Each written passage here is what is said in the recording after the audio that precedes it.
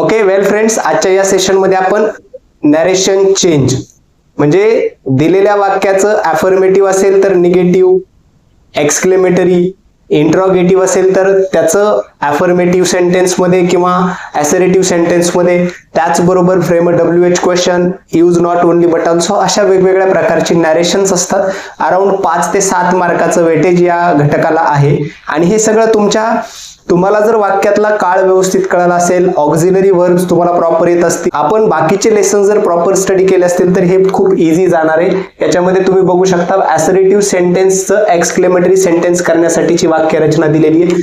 जेव्हा तुमच्या दिलेल्या वाक्यामध्ये असर्टिव्ह सेंटेन्स मध्ये आपल्याला दिलेल्या वाक्यामध्ये अ व्हेरी और अ ग्रेट हा जर वर्ड असेल, या शब्दाच्या केसमध्ये तुम्हाला WH कॅटेगरीचा वर्ड घेऊन एक्सक्लेमेटरी सेंटेन्स करता येणार आहे. आणि दुसरी एक रचना आहे ज्याच्यामध्ये फक्त व्हेरीच्या वाक्यात, ज्या वाक्यामध्ये फक्त व्हेरी आहे त्या वाक्यात तुम्हाला हाऊ ह्या WH कॅटेगरीचा वर्ड घेऊन आपल्याला असर्टिव्ह टू एक्सक्लेमेटरी फॉर्मेशन्स करता येणार आहे. काही एक्झाम्पल्स आहेत आपल्या समोर, बघूयात. ही is a very great man.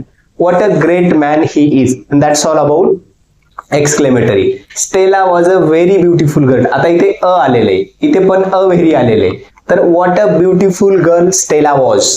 त्याच्यानंतर इट इज व्हेरी हार्ड. आता बघा इथे फक्त व्हेरी आहे, तर हाऊ हार्ड इट इज हे त्याचं काय होतं, एक्सक्लेमेटरी सेंटेन्स होतं. The sun is very hot ball. बघा फक्त व्हेरी आहे म्हणून how hot ball sun is. त्याच्यानंतर पुढची वाक्य रचना आहे interchanges of affirmative to negative. आता होकारार्थी वाक्याचं नकारार्थी वाक्य करत असताना पहिल्या वाक्याचा अर्थ न बदलता वाक्य नकारार्थी करावं लागतं. अशी रचना केली तर परीक्षेत मार्क्स मिळतात. आणि आपण या ठिकाणी एक्झाम्पल बघू शकता फक्त अंडरस्टँडिंग साठी. ही इज अ गुड बॉय.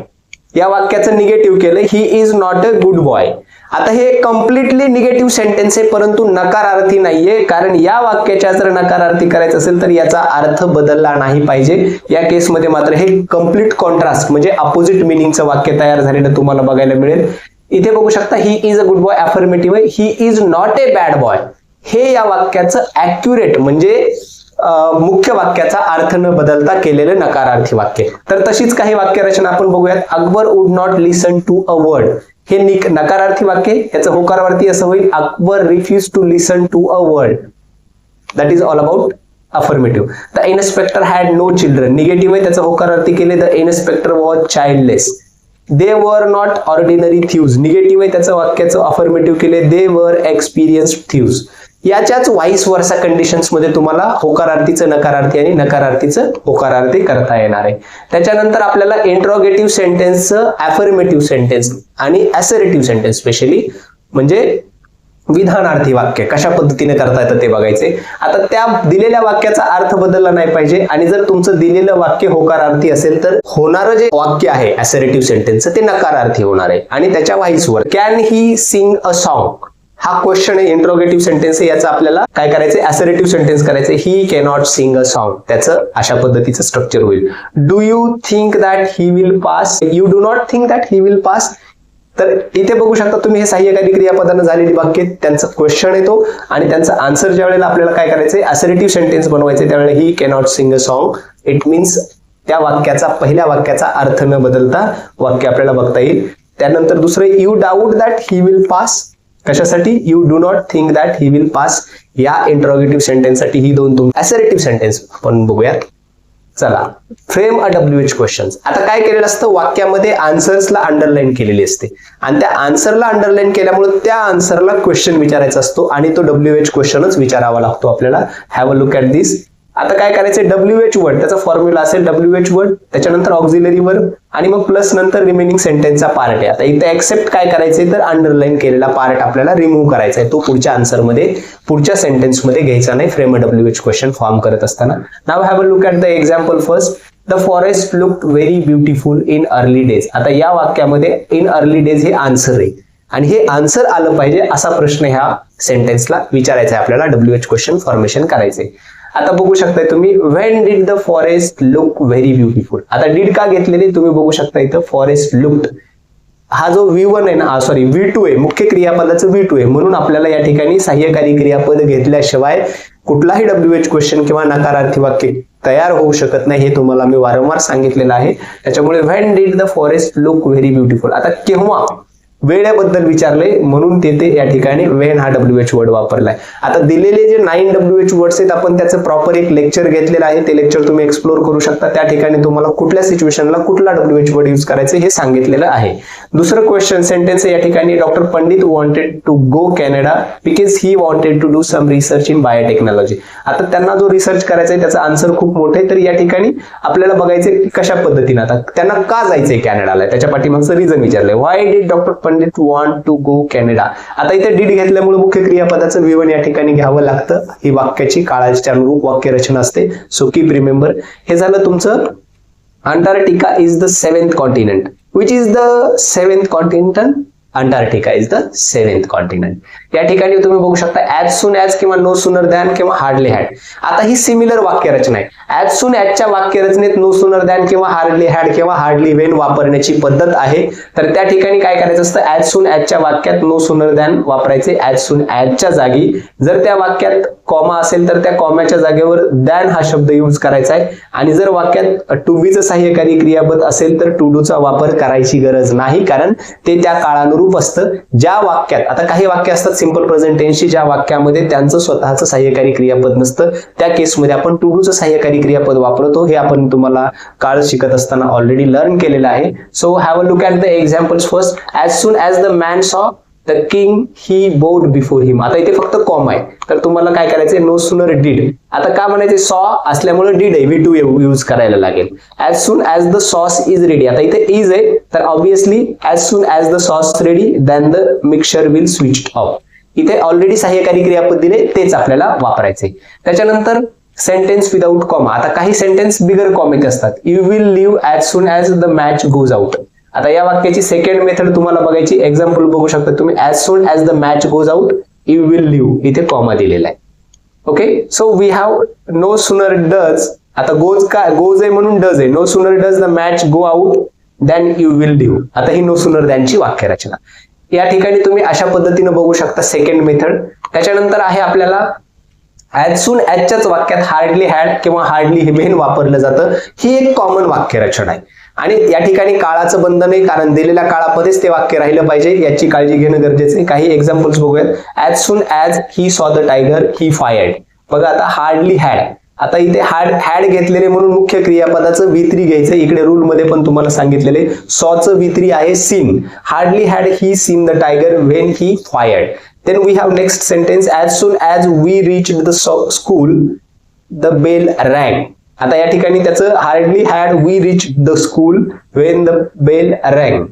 या पद्धतीची वाक्यरचना तुम्हाला बघता येईल. त्याच्यानंतर स्केअर्सली व्हेन आणि हार्डली हॅडची वाक्यरचना कम्प्लीट सेम आहे. त्या ठिकाणी ऍज सून ऍज किंवा नो सूनरच्याच वाक्यात काय केलं जातं, स्केअर्सली व्हेन किंवा हार्डली हॅड यूज केलं जातं. बघा as soon as he saw the tiger he fired. hardly had he seen the tiger when he fired. त्याच्यानंतर scarcely had he seen the tiger when he fired. scarcely when and hardly had आणि scarcely when ही वाक्यरचना similar आहे. त्याच्यानंतर तुम्ही बघू शकता as soon as guard shook the flag the train started. त्याच्यानंतर no sooner did, hardly had, त्याच्यानंतर as soon as, त्याच्यानंतर नो सुनर डीड आणि हार्डली हॅड. म्हणजे तुम्ही बघू शकता ऍज सून ऍजच्या वाक्यात no sooner did, hardly had किंवा हार्डली व्हेन वापरण्याची पद्धत आहे, कारण ते स्पेशल लँग्वेज इफेक्ट देताना त्याची गरज पडते. So try and understand use in your communication. So we have next that is as well as or not only but also. आता ॲज वेल ॲजच्या वाक्यात नॉट ओनली बट ऑल्सो वापरावं लागतं. वापरण्याची पद्धत आहे, त्या वाक्याचा अर्थ बदलत नाही, परंतु त्या वाक्याची थोडंसं आपण असं म्हणू शकतो की पॅसिव्हली ते वाक्य सांगता येतं आणि याची खूप गरज असते. As a that means we can say fluent communicator. आपल्याला तोच शब्द सांगायचा, त्याचंच वाक्य फक्त पॅराफ्रेझिंग करून सांगण्याची ही एक पद्धत असते. He was always angry, he was often cruel. So he was not only angry always but also often cruel. काय केले, not only but also use केलेले. या ठिकाणी बघू शकता तुम्ही, the people praise the king as well as celebrated his great deeds. The people not only praise the king but also celebrated his great deeds. Games harden the children as well as enable them to endure the weather. Games not only harden the children but also enable them to endure the weather. बघा as well as च्या वाक्यात not only but also वापरण्याची पद्धत बघितली. त्याच्यानंतर remove to. आता remove to काढून टाका म्हणजे काय करा, त्या वाक्यात यूज सो दॅट. तर या ठिकाणी तुम्ही बघू शकता कशा पद्धतीची वाक्यरचना आहे.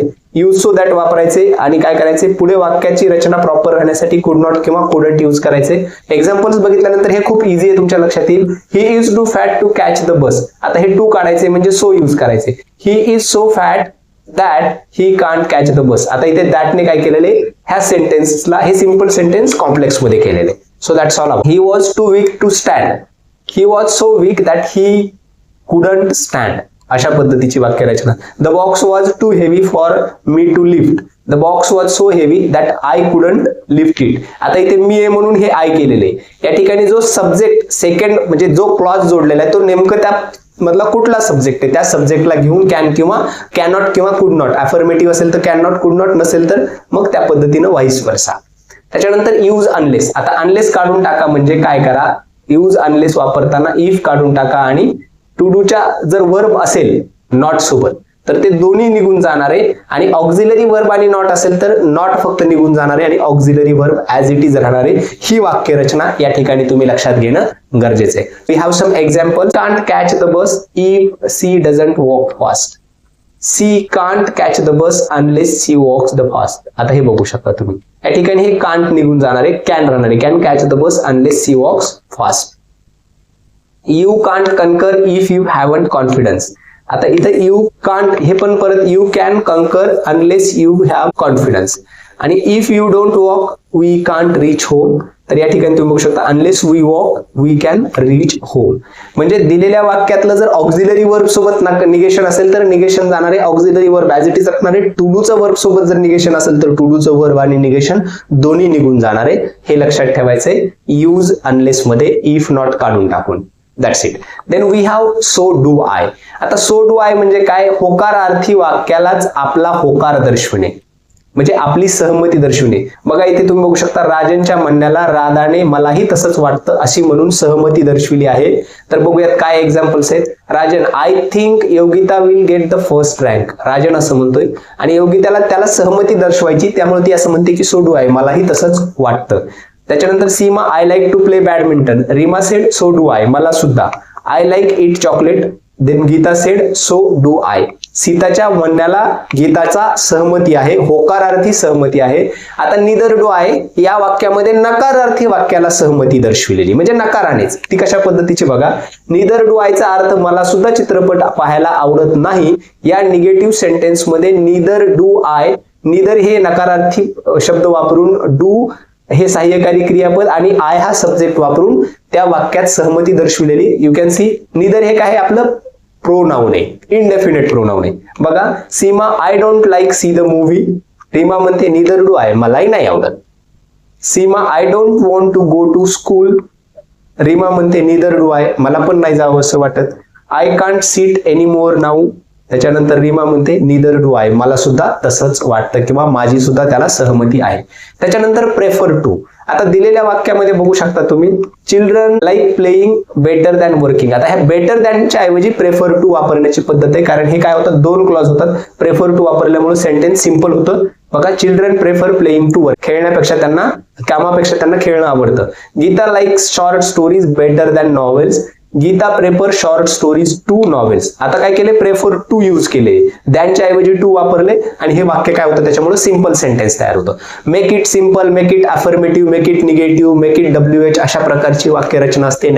चेंज द नॅरेशन्स मध्ये असतं. अराउंड 5 to 7 मार्क्स याच्यासाठी असतात. So keep remember it is so much easy. जर तुमचे टेन्स चांगले असतील, तुम्हाला त्या वाक्यातलं पर्टिक्युलर सेंटेन्स लक्षात आलं, काय लक्षात आलं की ती वाक्यरचना करता येते. आणि it is useful for you to communication. जेव्हा तुम्हाला स्पोकन इंग्लिशच्या दृष्टिकोनातून बघायचं त्यावेळेला याची खूप मदत होते. I think so, I hope so. आता आय थिंक सो म्हणजे कसं, मलाही त्या वाक्यात जर तुम्हाला तुमची सहमती नसेल म्हणजे तुम्हाला फक्त हो म्हणायचे तर आय थिंक सो म्हणता तुम्ही, आणि तुमचा पुरेपूर रिस्पॉन्स असेल म्हणजे तुम्हाला इंटरेस्ट असेल त्या गोष्टीशी तर आय होप सो असं म्हटलं जातं. बघा जेव्हा प्रतिसाद देणाऱ्याला फारसा रस नसतो त्यावेळेला, त्याची इन्व्हॉल्वमेंट नसते त्यावेळेला तो काय म्हणतो आय थिंक सो. आणि त्याची जर इन्व्हॉल्वमेंट असेल, त्याला जर त्या प्रतिसाद देताना इन्व्हॉल्वमेंट 100% असेल तर आय होप सो असा प्रतिसाद देतो. एक्झाम्पल बघूयात. Anil said are the trains late today. आता या ठिकाणी सुनीलला काय वाटतं की तितकासा रिस्पॉन्स नाहीये, त्याचा सहमती नाहीये म्हणून तो आय थिंक सो म्हणतो. आणि Shyam it's time to sleep now. I think सोच म्हणतो हा तरी पण इथे. त्याच्यानंतर Ritu said he will keep his promise. या ठिकाणी मात्र 100% त्याचं सहमती म्हणून तो काय म्हणतो, आय होप सो, मलाही तसंच वाटतंय, आणि तो 100% त्याचं प्रॉमिस पाळणार. So this is all about narration change. I hope it is clear to you all. Just remember it, try to understand it, study all of it. That's it. Thank you.